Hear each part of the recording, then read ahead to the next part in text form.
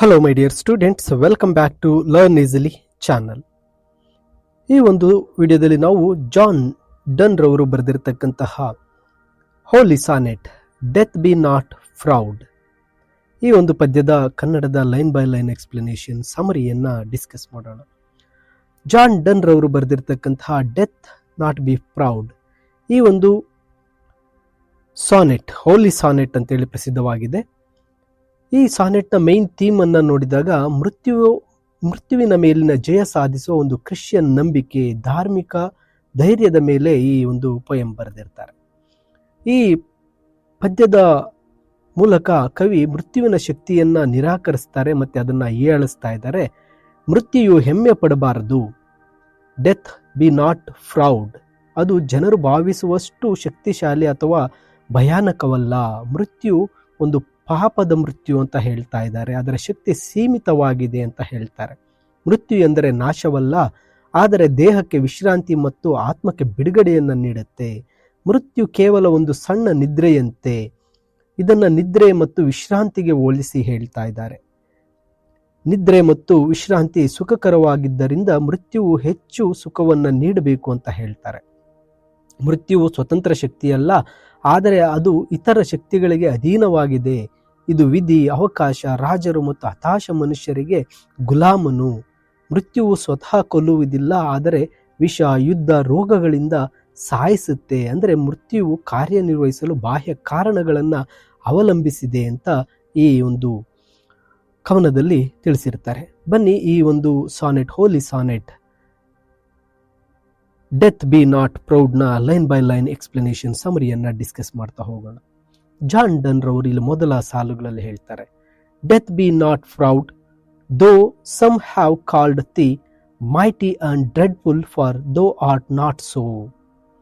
ಓ ಮೃತ್ಯುವೆ, ನೀನು ಹೆಮ್ಮೆ ಪಡಬೇಡ, ಕೆಲವರು ನಿನ್ನನ್ನ ಶಕ್ತಿಶಾಲಿ, ಭಯಂಕರ ಎಂದು ಕರೀತಾ ಇದ್ದಾರೆ, ಆದರೆ ನೀನು ಹಾಗಿಲ್ಲ ಅಂತ ಹೇಳ್ತಾ ಇದ್ದಾರೆ. ಕವಿ ಮೃತ್ಯುವನ್ನು ನೇರವಾಗಿ ಎದುರಿಸ್ತಾ ಅದರ ಒಂದು ಪ್ರೈಡ್ನೆಸ್ ಅನ್ನ ಕಡಿಮೆ ಮಾಡಲು ಪ್ರಯತ್ನಿಸ್ತಾ ಇದ್ದಾರೆ. ಮೃತ್ಯುವಿನ ಶಕ್ತಿಯು ಕೇವಲ ಜನರ ನಂಬಿಕೆ ಮತ್ತೆ ಕರೆಯುವಿಕೆಯಿಂದ ಬಂದಿದೆ, ಅದು ಸ್ವತಃ ಶಕ್ತಿಶಾಲಿಯಲ್ಲ.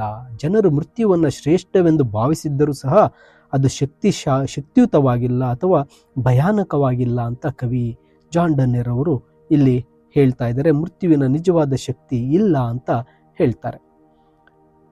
For those whom thou think'st thou dost overthrow die not poor death, nor yet canst thou kill me. ಯಾಕಂದ್ರೆ ಯಾರು ನಿನ್ನನ್ನ ಸೋಲಿಸುತ್ತೇನೆ, ನಾಶ ಮಾಡುತ್ತೇನೆ ಎಂದು ಭಾವಿಸ್ತಾರೋ ಅವರು ಸಾಯೋದಿಲ್ಲ. ಪಾಪದ ಮೃತ್ಯುವೇ, ಮತ್ತು ನೀನು ನನ್ನನ್ನು ಕೊಲ್ಲಲು ಸಾಧ್ಯವಿಲ್ಲ ಅಂತ ಹೇಳ್ತಾ ಇದ್ದಾರೆ. ಮೃತ್ಯುವು ತಾನು ಮನುಷ್ಯರನ್ನ ನಾಶ ಮಾಡ್ತಾ ಇದ್ದೇನೆ ಅಂತ ಅದು ಅಂದ್ಕೊಂಡ್ಬಿಟ್ಟಿದೆ. ಆ ಮೃತ್ಯು ಕೊಲ್ಲುವ ಶಕ್ತಿಯನ್ನ ಹೊಂದಿಲ್ಲ. ಆತ್ಮವು ಅಮರವಾದ್ದರಿಂದ ಮೃತ್ಯುವಿನಿಂದ ಕೊಳ್ಳಲ್ಪಟ್ಟ ಜನರು ವಾಸ್ತವವಾಗಿ ಶಾಶ್ವತ ಜೀವನಕ್ಕೆ ಹೋಗ್ತಾರೆ. ಇದು ಕ್ರಿಶ್ಚಿಯನ್ ಧರ್ಮದ ಅಮರತ್ವದ ಒಂದು ನಂಬಿಕೆಯನ್ನ ಈ ಸಾಲುಗಳಲ್ಲಿ ಪ್ರತಿಬಿಂಬಿಸಿ ಹೇಳ್ತಾ ಇದ್ದಾರೆ. ನಂತರ from rest and sleep which but thy pictures be much pleasure then from thee much more must flow.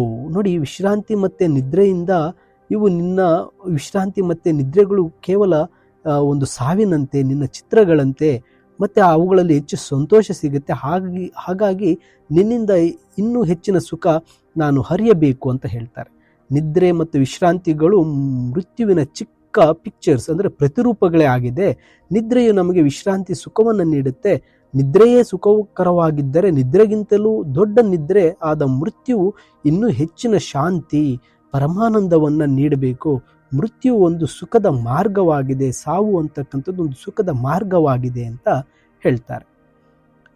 And soonest our best men with thee do go rest of their bones and souls delivery. ನೋಡಿ, ಇಲ್ಲಿ ನಮ್ಮ ಉತ್ತಮ ಜನರು ನಿನ್ನೊಂದಿಗೆ ಬೇಗನೆ ಹೋಗ್ತಾರೆ, ಅವರ ದೇಹಗಳಿಗೆ ವಿಶ್ರಾಂತಿ ಮತ್ತು ಆತ್ಮಕ್ಕೆ ಮುಕ್ತಿ ಬೇಕಾಗಿದೆ ಅಂತ. ಒಳ್ಳೆಯ ಜನರು ಬೇಗ ಸಾಯ್ತಾರೆ ಎಂಬ ಸಾಮಾನ್ಯ ನಂಬಿಕೆ ಇದೆ. ಮೃತ್ಯುವು ದೇಹಕ್ಕೆ ವಿಶ್ರಾಂತಿ ನೀಡಿ ಆತ್ಮವನ್ನು ಈ ಭೌತಿಕ ಬಂಧನಗಳಿಂದ ಬಿಡುಗಡೆಗೊಳಿಸಿ ಶಾಶ್ವತ ಲೋಕಕ್ಕೆ ತಲುಪಿಸುವ ಒಂದು ದಾರಿ ಅಥವಾ ಒಂದು ಡೆಲಿವರಿ ಸರ್ವಿಸ್, ಅದೊಂದು ಸೇವೆಯಾಗಿದೆ ಅಂತ ಹೇಳ್ತಾ ಇದ್ದಾರೆ. Thou art slave to fate, chance, kings and desperate men, and dost with poison war and sickness dwell. ನೋಡಿ ಇಲ್ಲಿ ಹೇಳ್ತಾ ಇರೋದು, ನೀನು ವಿಧಿ, ಫೇಟ್, ಅವಕಾಶ, ಚಾನ್ಸ್, ರಾಜರು ಮತ್ತೆ ಹತಾಶ ಮನುಷ್ಯರಿಗೆ ನೀನು ಗುಲಾಮನಾಗಿದ್ದೀಯಾ, ಮತ್ತೆ ನೀನು ವಿಷ, ಯುದ್ಧ, ರೋಗಗಳಿಂದ ಅವರನ್ನ ಕೊಲ್ತೀಯ ಅಂತ. ಮೃತ್ಯುವು ಸ್ವತಂತ್ರ ಶಕ್ತಿ ಇಲ್ಲ, ಆದರೆ ಬೇರೆ ಅಂಶಗಳಿಂದ ನಿಯಂತ್ರಿಸಲ್ಪಟ್ಟಿದೆ. ಉದಾಹರಣೆಗೆ ವಿಧಿ, ಆಕಸ್ಮಿಕ ಘಟನೆಗಳು, ಯುದ್ಧ ಸಾರುವ ರಾಜರು ಮತ್ತೆ ಆತ್ಮಹತ್ಯೆ ಮಾಡಿಕೊಳ್ತಕ್ಕಂಥ ಹತಾಶ ಮನುಷ್ಯರು ಮೃತ್ಯುವನ್ನು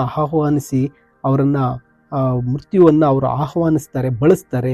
ಮೃತ್ಯು ಕೇವಲ ಒಂದು ಟೂಲ್, ಒಂದು ಉಪಕರಣ ಅಷ್ಟೇ. ಮೃತ್ಯುವಿಗೆ ತನ್ನದೇ ಆದ ಕಾರಣಗಳಿಲ್ಲ, ಅದು ಬೇರೆ ವಿಷಯಗಳ ಮೂಲಕ ಕಾರ್ಯನಿರ್ವಹಿಸುತ್ತೆ.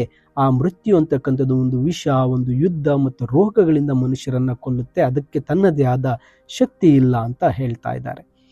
ಮುಂದಿನ ಸಾಲುಗಳಲ್ಲಿ, and poppy are charms can make us sleep as well and better than thy stroke. ಇಲ್ಲಿ ಅಫೀಮು ಮತ್ತೆ ಮಂತ್ರಗಳಿಂದ ನಮಗೆ ಅಷ್ಟೇ ಚೆನ್ನಾಗಿ ನಿದ್ರೆ ಬರುತ್ತೆ, ನಿನ್ನ ಹೊಡೆತಕ್ಕಿಂತಲೂ ಇದು ಉತ್ತಮವಾಗಿದೆ ಅಂತ. ನಿದ್ರೆ ಮತ್ತೆ ವಿಶ್ರಾಂತಿಯನ್ನ ಕೃತಕವಾಗಿ ಅಥವಾ ಔಷಧಿಯಿಂದಲೂ ಪಡೆಯಬಹುದು. ಔಷಧಿಗಳಿಂದ ಬರುವ ನಿದ್ರೆ ಮೃತ್ಯುವಿನ ಪ್ರಭಾವಕ್ಕಿಂತಲೂ ಹೆಚ್ಚು ಶಾಂತಿಯುತವಾಗಿರುತ್ತೆ ಅಂತ ಹೇಳ್ತಾರೆ. Why swell'st thou then one short sleep past we wake eternally.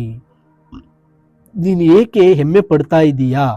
ಒಂದು ಚಿಕ್ಕ ನಿದ್ರೆ ಮುಗಿದ ನಂತರ ನಾವು ಶಾಶ್ವತವಾಗಿ ಎಚ್ಚರಗೊಳ್ತೇವೆ ಅಂತ. ನಿನ್ನ ಶಕ್ತಿಯು ಕೇವಲ ಕೃತಕ ಮತ್ತು ನಿಯಂತ್ರಿತವಾದ್ದರಿಂದ ನೀನು ಏಕೆ ಅಹಂಕಾರ ಪಡಬೇಕು ಮೃತ್ಯುವೇ? ಮರಣ ಕೇವಲ ಒಂದು ಅಲ್ಪಕಾಲಿಕ ನಿದ್ರೆಯಂತೆ. ಅದರ ನಂತರವೂ ಆತ್ಮವು ಸ್ವರ್ಗದಲ್ಲಿ ಅಥವಾ ಪರಮಾತ್ಮನಲ್ಲಿ ಶಾಶ್ವತ ಜೀವನವನ್ನ ಪಡೆಯುತ್ತೆ ಅಂತ ಹೇಳ್ತಾ ಇದ್ದಾರೆ.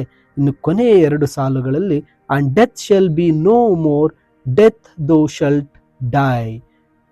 ಮೃತ್ಯು ಇರೋದಿಲ್ಲ, ಓ ಮೃತ್ಯುವೇ ನೀನೇ ಸಾಯ್ತೀಯ ಅಂತ. ಶಾಶ್ವತ ಜೀವನವನ್ನು ತಲುಪಿದ ಮೇಲೆ ಮೃತ್ಯುವಿನ ಅಗತ್ಯವೇ ಇರೋದಿಲ್ಲ. ಮಾನವರು ಅಮರತ್ವವನ್ನು ಪಡೆದಾಗ ಕೊನೆಯಲ್ಲಿ ಮೃತ್ಯುವೇ ತನ್ನ ಶಕ್ತಿಯನ್ನ ಕಳೆದುಕೊಂಡು ಇಲ್ಲದಾಗತ್ತೆ ಅಂತಕ್ಕಂಥದ್ದನ್ನ ಹೇಳ್ತಾ ಈ ಒಂದು ಪೊಯಂನ ಒಂದು ಅಂತಿಮವಾದಂತಹ ಒಂದು ಘೋಷಣೆಯನ್ನ ಈ ಸಾಲಿನಲ್ಲಿ ಹೇಳ್ತಾ ಇದ್ದಾರೆ. ನೋಡಿ, ಈ ಪದ್ಯ ಒಂದು ಹೋಲಿ ಸೆನೆಟ್ ಆಗಿದ್ದು, ಇಲ್ಲಿ ಅವರು ಹೇಳ್ತಾ ಇರ್ತಕ್ಕಂಥದ್ದು, ಡೆತ್ ಬಿ ನಾಟ್ ಪ್ರೌಡ್, ಸಾವು ನೀನು ಹೆಮ್ಮೆ ಪಡಬೇಡ, ನೀನು ನನ್ನನ್ನು ಆವರಿಸಲು ಸಾಧ್ಯ ಇಲ್ಲ ಅಂತ ಹೇಳ್ತಾ ಇದ್ದಾರೆ. ಅಂದರೆ ಅಮರತ್ವ ಮತ್ತು ಮೃತ್ಯುವಿನ ಅಂತಿಮ ಅಂತ್ಯವನ್ನು ಹೇಳ್ತಾ ಇದ್ದಾರೆ. ಇಲ್ಲಿ ಮೃತ್ಯುವು ನಂತರ ಬರುವ ಶಾಶ್ವತ ಜೀವನದಲ್ಲಿ ಕವಿ ದೃಢವಾದ ನಂಬಿಕೆಯನ್ನು ಹೊಂದಿದ್ದಾರೆ. ಮೃತ್ಯುವಿನ ನಂತರ ಬರ್ತಕ್ಕಂಥದ್ದು ಜೀವನ ಶಾಶ್ವತ. ಸತ್ತವರು ನಿಜವಾಗಿ ಸಾಯೋದಿಲ್ಲ, ಬದಲಾಗಿ ಅವರು ಮೃತ್ಯುವಿನ ನಂತರ ಶಾಶ್ವತವಾಗಿ ಎಚ್ಚರಗೊಳ್ತಾರೆ. ಆದ್ದರಿಂದ ಮೃತ್ಯುವಿನ ಕೊನೆಯಲ್ಲಿ ಮೃತ್ಯು ಇರೋದೇ ಇಲ್ಲ. ಓ ಮೃತ್ಯುವೇ ನೀನು ಸಾಯ್ತೀಯ, ಡೆತ್ ದೋ ಶಾಲ್ಟ್ ಡೈ ಎಂಬ ಒಂದು ಹೇಳಿಕೆಯಿಂದ ಈ ಪದ್ಯವನ್ನು ಕೊನೆಗೊಳಿಸ್ತಾ ಇದ್ದಾರೆ. ಇದು ಮೃತ್ಯುವಿನ ಮೇಲಿನ ಮಾನವನ ಮತ್ತು ಧಾರ್ಮಿಕ ಒಂದು ವಿಜಯವನ್ನು ಈ ಸಾಲು ಸೂಚಿಸುತ್ತೆ. ಮೈ ಡಿಯರ್ ಸ್ಟೂಡೆಂಟ್ಸ್, ಈ ಎಕ್ಸ್ಪ್ಲನೇಷನ್ನೊಂದಿಗೆ ಇಂಗ್ಲಿಷ್ ಸಮರಿಯ PDF ವಿಡಿಯೋದ ಡಿಸ್ಕ್ರಿಪ್ಷನ್ನಲ್ಲಿ ವಿಡಿಯೋದ ಹೆಸರನ್ನ ಕೆಳಗಡೆ ನೀಡಿದ್ದೇನೆ, ಡೌನ್ಲೋಡ್ ಮಾಡ್ಕೊಳ್ಳಿ. ಈ ವಿಡಿಯೋ ಇಷ್ಟ ಆದರೆ ಲೈಕ್ ಮಾಡಿ, ನಿಮ್ಮ ಸ್ನೇಹಿತರಿಗೂ ಸಹ ತಪ್ಪದೆ ವಿಡಿಯೋನ ಶೇರ್ ಮಾಡಿ. ಲರ್ನ್ ಈಸಿಲಿ ಚಾನಲ್ಗೆ ಸಬ್ಸ್ಕ್ರೈಬ್ ಮಾಡ್ಕೊಳ್ಳಿ. Thank you for watching this video.